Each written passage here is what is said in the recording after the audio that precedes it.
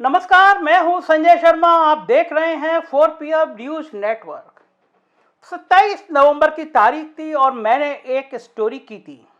आप मेरे YouTube channel के नीचे जाके देखेंगे तो वो स्टोरी 27 नवंबर की डेट में आपको मिल जाएगी। स्टोरी थी कि किस तरह केशव मौर्य का हेलीकॉप्टर योगी आदित्यनाथ ने छीन लिया। केशव मौर्य गाड़ी से जा जाकर चुनाव प्रचार कर रहे हैं और केशव मौर्य की बेइज्जती का सिलसिलावार मैंने उसमें जिक्र किया था। 1 लाख से ज्यादा लोग देख चुके हैं। ये वीडियो जब देश भर में वायरल हो गया तो भारतीय जनता पार्टी में लखनऊ से दिल्ली तक तूफान मच गया, हड़कंप मच गया। बीजेपी ने अपना आंतरिक सर्वे कराया, दिल्ली दरबार ने आंतरिक सर्वे कराया तो पता चला कि केशव मौर्य नाराज रहे तो भाजपा की विदाई तय है। इसके बाद दिल्ली दरबार को बताया गया कि योगी आदित्यनाथ के रहते केशव मौर्य मन जाएंगे। इसकी संभावना बहुत कम है क्योंकि पिछले लगभग 4.5 सालों में केशव मौर्य की जितनी बेइज्जती मुख्यमंत्री कैंप ने की है उतनी किसी और नेता ने नहीं की है। योगी आदित्यनाथ और केशव मौर्य की लड़ाई गांव-गांव, शहर-शहर चर्चा का विषय बनी हुई है और ये लड़ाई चुनाव आते आते ठाकुर बनाम पिछड़ी जातियों में कन्वर्ट हो गई है। जाहिर है दिल्ली दरबार को लग गया, समझ में आ गया कि 2022 में पत्ते इतनी बुरी तरह पिटने जा रहे हैं कि उसकी रिपेयर 2024 तक नहीं हो सकती और हालात बहुत खराब हो जाएंगे क्योंकि पिछड़ी जातियों में यह संदेश चला गया कि उनके नेता की बेइज्जती एक बड़े ठाकुर नेता ने की है। जाहिर है जातियों का गणित इतना ज्यादा उलझा हुआ है, उत्तर प्रदेश में इतना मकर जाल उलझा हुआ है कि आप इससे निजात नहीं पा सकते। इसके बाद तारीख थी 5 दिसंबर, लगभग 11 बज रहे थे सुबह। उत्तर प्रदेश के deputy chief minister Keshav Maurya के घर की घंटी बजती है और उधर से कहा जाता है कि प्रधानमंत्री कल आपसे यानी 6 तारीख को मिलना चाहते हैं। 6 दिसंबर को जब केशव मौर्य अयोध्या मथुरा वाले मामले में कुछ गर्म करने की कोशिश कर रहे थे तो 5 दिसंबर को कहा गया तत्काल दिल्ली पहुंचिए। प्रधानमंत्री नरेंद्र मोदी उत्तर प्रदेश के deputy chief minister Keshav Maurya से मिलना चाहते हैं और इस एक फोन कॉल ने बता दिया कि भारतीय जनता पार्टी कितनी परेशान है, कितनी चिंतित है और अब समझ चुकी है कि केशव मौर्य को मनाए बिना उसको उत्तर प्रदेश के चुनाव में कुछ हासिल नहीं होने जा रहा। बीजेपी 100 के आसपास सिमटने जा रही है, यह बात दिल्ली दरबार समझ गया। उसके बाद केशव मौर्य की प्रधानमंत्री से मुलाकात होती है और कुछ बहुत अच्छे फोटो ट्वीट होते हैं।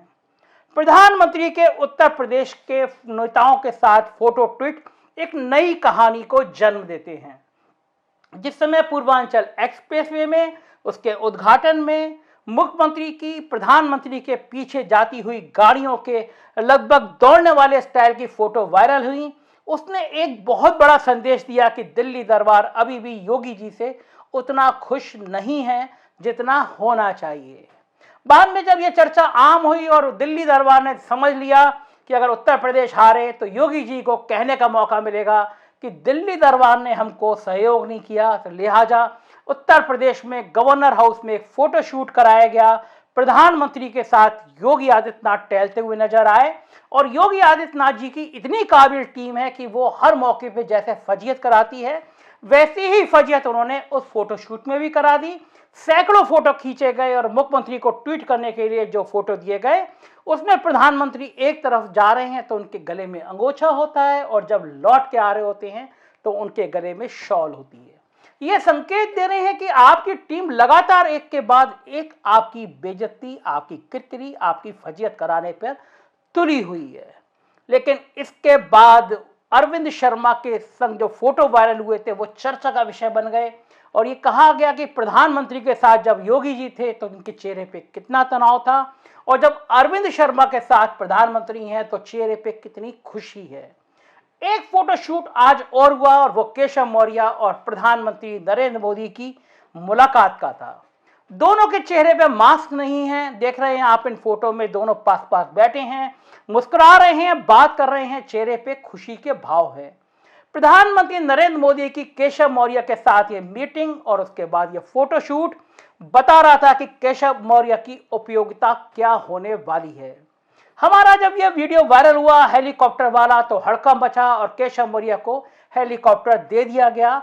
अब कम से कम केशव मौर्य जी मुझे थैंक यू बोलिए और मुझे अपने संग इस हेलीकॉप्टर में घुमाइए, क्योंकि ये हेलीकॉप्टर मेरी वजह से ही आपको मिला है, वरना तो योगी जी ने आपको कार तक सीमित कर दिया था। इसके बाद जो आज वो फोटो शूट हुए वो जाहिर है केशव मौर्य के कैमरे से नहीं खींचे जा सकते, मोबाइल से नहीं खींचे जा सकते। रणनीति के तहत प्रधानमंत्री कार्यालय ने ये केशव मौर्य को फोटो दिए कि आप ट्वीट करिए। केशव मौर्य ने फोटो ट्वीट किए हैं प्रधानमंत्री नरेंद्र मोदी के साथ, और इन फोटो के बहाने उत्तर प्रदेश में पिछड़ी जातियों को संदेश देने की कोशिश की गई है कि प्रधानमंत्री भी केशव मौर्य का बहुत सम्मान करते हैं। लेकिन हजूर आते आते बहुत देर कर दी। गांव गांव शहर शहर में हो गया है कि 2017 में जब आपको पिछड़ी जातियों के वोट चाहिए थे तो आपके होर्डिंग में मोदी योगी के साथ केशव मौर्य नजर आते थे। केशव मौर्य तब आपको ब्रांड नजर आते थे क्योंकि आपको पिछड़ी जाति को लुभाना था। योगी जी आमतौर पर किसी भी होर्डिंग में नहीं थे, पोस्टर में नहीं थे। जब सरकार बनने की बात आई और जब केशव मौर्य का हक था तो अचानक हेलीकॉप्टर से योगी आदित्यनाथ उतरे और मुख्यमंत्री बन गए। सिलसिला यहीं खत्म नहीं होता है और उसके बाद 5 साल तक एक के बाद एक केशव मौर्य को बदनाम करने की रणनीति बनती है। केशव मौर्य के डिपार्टमेंट के ठेकों की जांच होती है। केशव मौर्य के करीबी ठेकेदारों को परेशान किया जाता है। केशव मौर्य के डिपार्टमेंट में उन अफसरों को तैनात किया जाता है जो उनकी ना सुने। और जब चुनाव आ गया और योगी जी से कहा गया कि संभव नहीं है कि केशव मौर्य की मर्जी के बिना आप मुख्यमंत्री बन जाएं, आपका नाम हो जाए, तो मुख्यमंत्री जी ने भी अपनी तमाम जिद छोड़ी, जिसके लिए कहा जाता है वो कुर्सी छोड़ सकते हैं, जिद नहीं छोड़ सकते। लेकिन पहली बार उन्होंने कुर्सी के लिए अपनी जिद छोड़ी और पहली बार वो केशव मौर्य के घर गए। लेकिन केशव मौर्य जानते थे, राजनीति के पुराने खिलाड़ी हैं, कि हाथी के दांत खाने के और दिखाने के और होते हैं। वो ये भी जानते हैं कि अगर उत्तर प्रदेश के मुख्यमंत्री योगी आदित्यनाथ दोबारा बने तो अगले 5 साल तक उनका और बुरा हाल होने वाला है। केशव मौर्य ने कई बार ये संकेत दिए और कहा कि चुनाव कमल के फूल पर होगा। कहा कि पिछड़ी जातियों की उपेक्षा करके कोई भी व्यक्ति सरकार नहीं बना सकता, कोई संगठन सरकार नहीं बना सकता। बात बिल्कुल सही है, लेकिन दिल्ली दरबार को देर में समझ में आई। जिस तरह योगी आदित्यनाथ का नाम सामने कर दिया गया, गांव गांव जिले जिले में शहर शहर में ठाकुर बनाम बैकवर्ड की लड़ाई तेज होती जा रही है। अखिलेश यादव के मंच पर पिछड़ी जातियों के नेताओं की संख्या बढ़ती जा रही है और भाजपा को समझ में आ गया अगर ये सिलसिला रहा तो उसके बहुत बुरे और बहुत खतरनाक दिन आने वाले हैं। केशव मौर्य को मैनेज करने की कोशिश हो रही है, केशव मौर्य को कुछ बड़ा दिखाने की कोशिश हो रही है, लेकिन हालात बहुत देर हो चुकी है। अगर केशव मौर्य को यह सम्मान पहले ही दिया गया होता तो कम से कम भारतीय जनता पार्टी आज ठीक ठाक स्थिति में होती। क्या क्या है केशव मौर्य की राजनीति के अगले चरण हम आपको बताते रहेंगे। देखते रहिए 4 PM न्यूज नेटवर्क, क्योंकि यही वो चैनल है जो किसी से डरता नहीं, किसी से दबता नहीं, किसी से झुकता नहीं। हम आपके साथ है सच बताने के लिए। मदद करिए, सहयोग करिए। एक नंबर आप देख रहे हैं, इस नंबर पर मैसेज करिए, थोड़ी मदद करिए। हमें सरकारों के पैसे नहीं चाहिए, हमें सरकारों के विज्ञापन नहीं चाहिए, हमें आपका प्यार चाहिए। तो देखते रहिए 4 PM न्यूज नेटवर्क, सच आपको यहीं मिलेगा। Thank you.